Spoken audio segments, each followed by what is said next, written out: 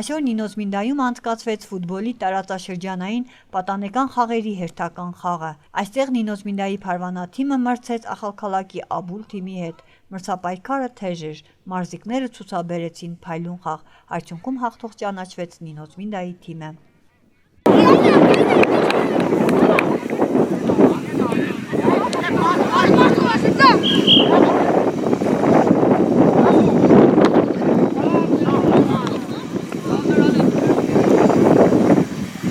Ներկայացնում ենք Աբուլ թիմը, ախալքալաքի մունիցիպալիտետի թիմը,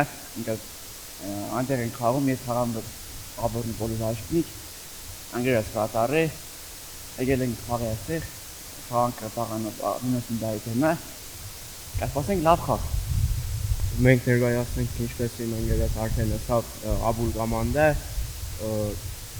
արդեն շատ երկար ժամանակ է զբաղվենք այս սպորտաձևով, փորձենք ամեն ինչ անենք, որ կարողանանք անուն վաստակենք, մեր կոմանդա ինչքան կարողանանք վեր հանենք։ Այս խաղը մի քիչ ճիշտ է շատ լավ չերկա, բայց